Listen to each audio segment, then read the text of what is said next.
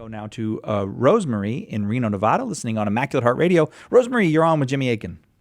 Hi, I want to say God bless you both. Thank you. Thank you. And Jimmy, here is my question. Okay. At Mass yesterday, one of the men that I serve with was talking to me about something, and then he said the Muslims have the same God as we. Mm-hmm. And I answered very quickly, and I said they do not. Then when I walked out, I thought I had to call you in order to get my facts straight. Okay. So I'm going to hang up and listen to you. Okay. Well, I'm glad you called, and I mean, we always enjoy talking with folks and fielding their questions. But in this case, the church's understanding is that Muslims do worship God. Now, that they don't understand God the same way we do. For example, they don't believe that Jesus is God, and they don't believe that the Holy Spirit is God. So they have an incomplete understanding of the divine nature, and in some degree an erroneous understanding of the divine nature. But that doesn't mean that they aren't genuinely directing their prayers towards the creator of the universe. They are.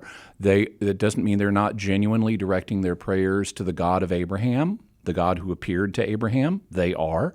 And so in that sense, they are worshiping God, and they're worshiping the true God. They just have some incomplete understanding and to some extent erroneous understandings about God, such as if they were, to deny that Jesus is God, which they do, that's an error. But it doesn't mean that they don't have a genuine understanding or relationship with God any more than it means Jewish people don't. Because Jewish people also, typically, unless they're Christian Jews, they don't understand that God is a Trinity. They don't believe that Jesus is God, but that's never stopped the church from recognizing that Jewish people do worship God. They're worshiping the Creator. They're worshiping the God who appeared to Abraham, and God knows that when He receives their prayers. They know that God knows that they're talking to Him, even if they have some incomplete and even potentially erroneous ideas about God. It's kind of like, and there are various analogies I could use here. One of them is, it's kind of like addressing your prayers to God in a way is kind of like sending somebody email. In order to get your email to somebody, you just need their correct address. And as long as you know that, then the email will get there.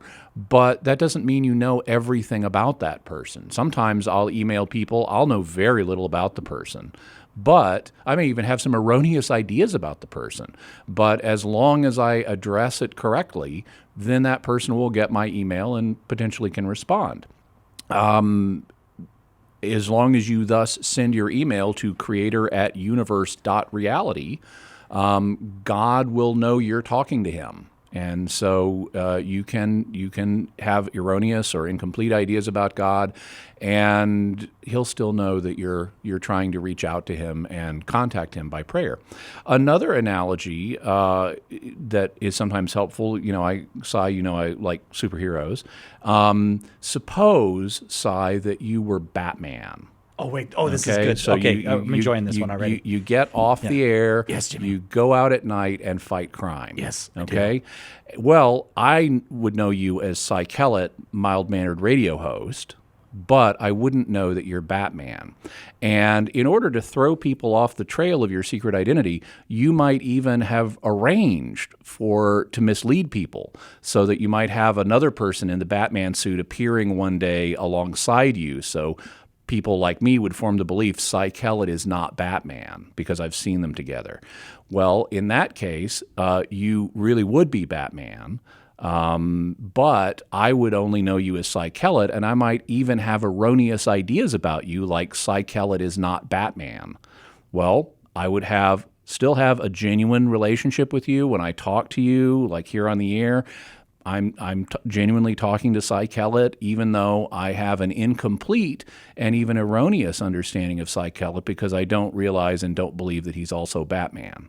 This is hitting awful close to the truth, Jimmy. Well, about me. you see, This is coming awful close. yeah, well, that's why I picked this analogy. So I knew you'd be able to relate to it, and that's just another. I'm illustration. enjoying playing along. Yeah, Anyways. that's another illustration of how people can have incomplete or Yeah. even erroneous ideas about someone and yet have an actual relationship with them. And so that's the church's understanding of the relationship that Muslims have with God. If you read in the Second Vatican Council, it talks about this, and that passage from the Second Vatican Council is quoted in the Catechism of the Catholic Church. Thank you, Rosemarie.